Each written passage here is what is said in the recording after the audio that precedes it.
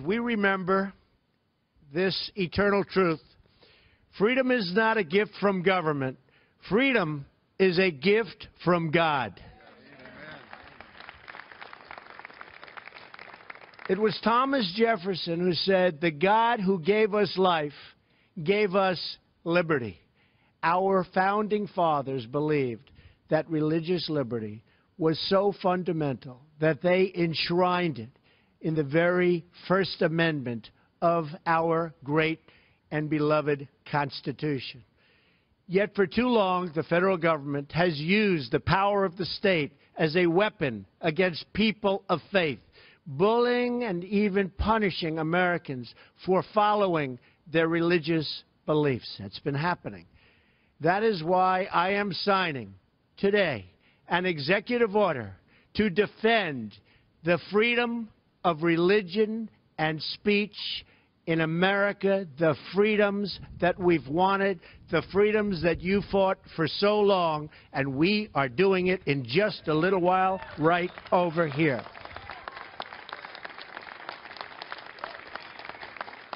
Thank you. Thank you. Thank you.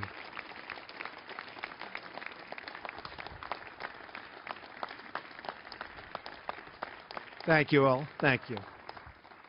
No American should be forced to choose between the dictates of the federal government and the tenets of their faith.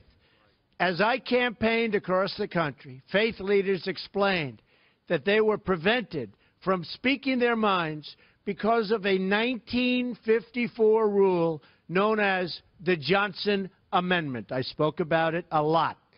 Under this rule, if a pastor, priest, or imam speaks about issues of public or political importance, they are threatened with the loss of their tax-exempt status, a crippling financial punishment. Very, very unfair. But no longer. I promised to take action if I won. If I didn't win, I gave you no promise, that's for sure. If I didn't win, I guess I'd be gone, right? I'd be out enjoying my life, I think. But I wouldn't be helping you with the Johnson Amendment. And to this end, this financial threat against the faith community is over.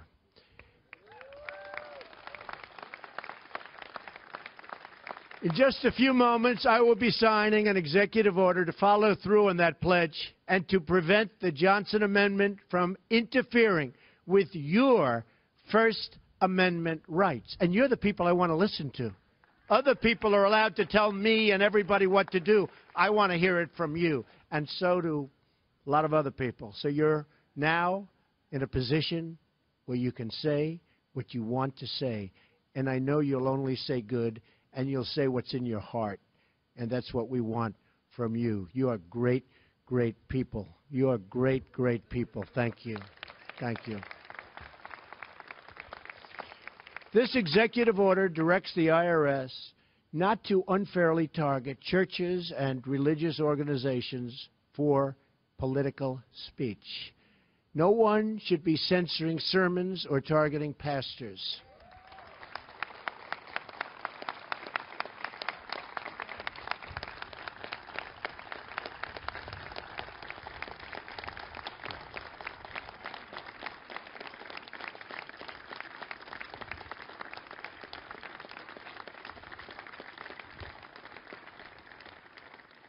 And I know one thing, it never stopped Dr. Ben Carson. He said, the heck with the Johnson Amendment, right, Ben? I've been with Ben, and he did what he wanted to do. But not everybody's going to do that, Ben. You know that, right? In America, we do not fear people speaking freely from the pulpit. We embrace it.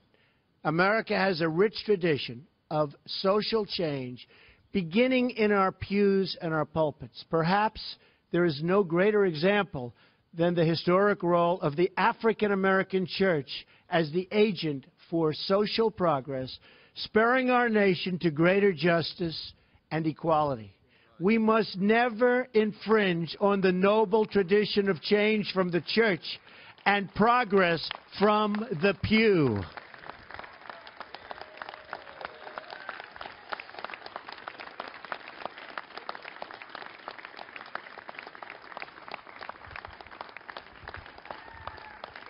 Thank you. Thank you. Under my administration, free speech does not end at the steps of a cathedral or a synagogue or any other house of worship. We are giving our churches their voices back.